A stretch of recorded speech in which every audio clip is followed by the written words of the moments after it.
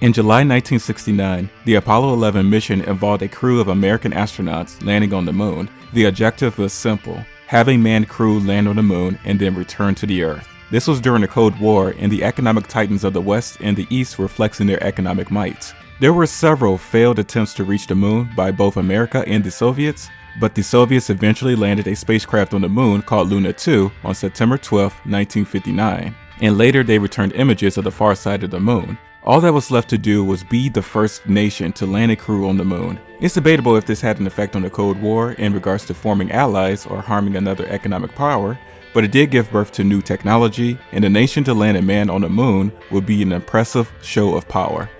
In this video, I'll go over the moon landing and then talk about our future in space travel.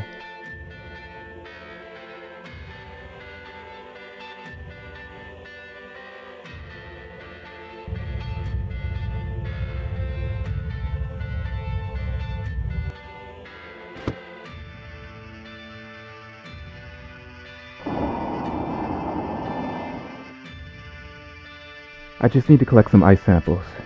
Shouldn't be too bad.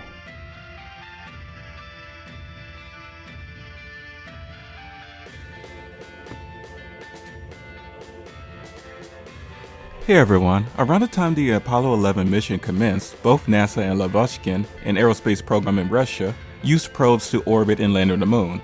There were a lot of failures, but eventually they got the hang of it, and before Apollo 11, Apollo 8 had a manned crew orbit the moon 10 times before returning to Earth. So the Apollo 11 mission wasn't some out-of-the-blue first try attempt. It was built upon a legacy of trial and errors. The year was 1969, and 2 tests were run before the Apollo 11 mission. Apollo 9 tested the lunar module while in Earth orbit, and the Apollo 10 took the Apollo spacecraft around the moon for a test run. July 16th comes around, and it's time to launch the Apollo 11 mission, with Neil Armstrong, Buzz Aldrin, and Michael Collins on board. The launch team wished them good luck and Godspeed, and afterwards, the countdown to the launch began. After the successful launch, the once blue sky would become a dark blue haze, and eventually black with twinkles of distant stars. It will take about 3 days to finally reach the moon's orbit. It's really crazy how far the moon is despite how close it may appear in the sky. 2 hours after entering the moon's orbit, the lunar module landed in a region on the moon called the Sea of Tranquility. Later, Armstrong will open the hatch of the lunar module and make his way down the ladder, recorded for everyone back on Earth to see. When he took his first steps on the moon, that's when he said his often misquoted quote, "That's one step for a man, one giant leap for mankind." The A part makes all the difference because this moment wasn't just theirs, it was for all of us. Aldrin joined them later on, and after some photographs and small tests, they both re-entered the lunar module, rejoined by Collins, and made their way back to the Earth. NASA would make several more trips to the moon after Apollo 11, with the 6th and last one being on December 7th, 1972, and we never returned.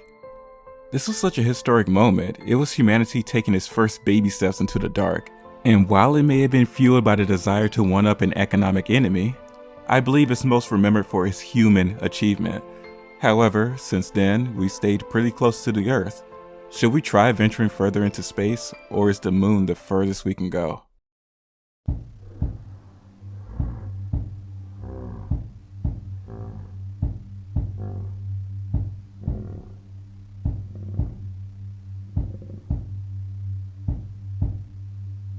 It's no secret I'm a giant space nerd and would like to see as many historic moments regarding space within my lifetime as possible.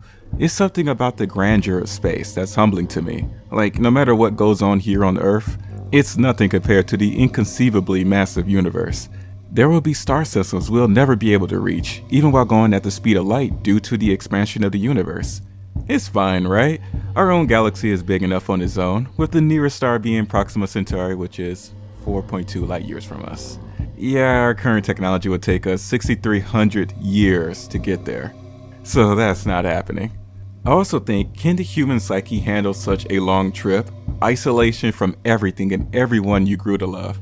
Let's say we had huge generational arcs. Would our descendants carry the vision of their ancestors? Countless people would get old and pass on without ever seeing the star system they're traveling to, or never being in the presence of Earth to begin with.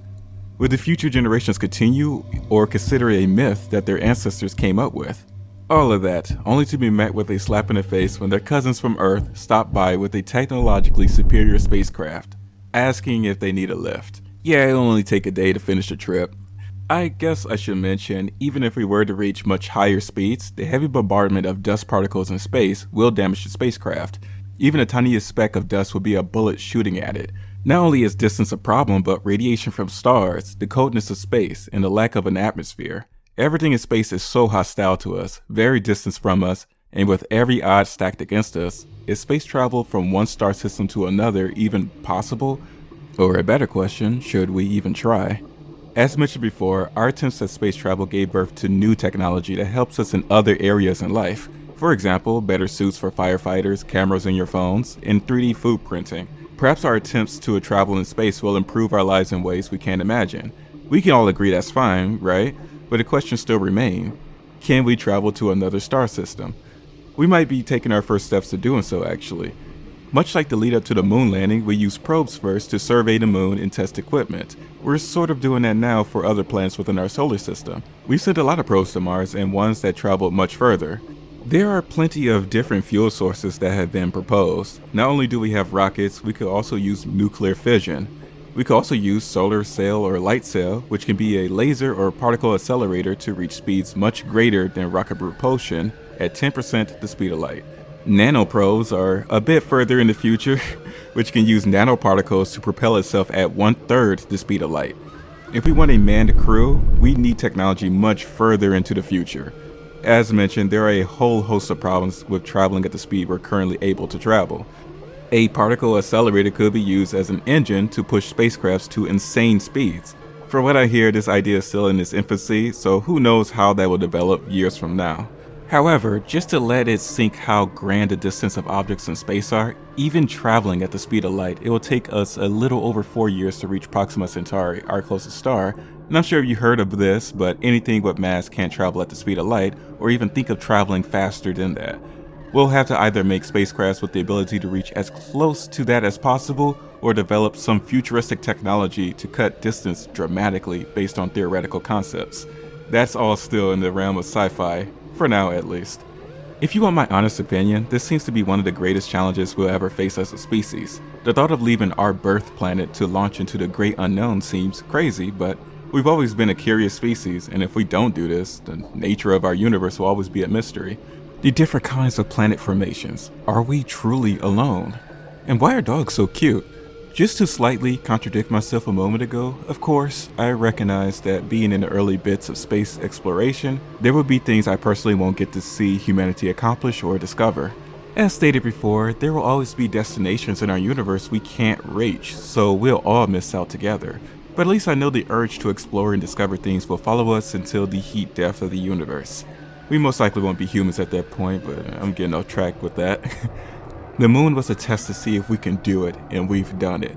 There were a lot of trial and error, and yeah, we have a lot more coming. As a space nerd who dreams of space travel, I want to see more giant leaps for mankind. Anyways, I gotta go. Be nice to one another, and take care of yourselves.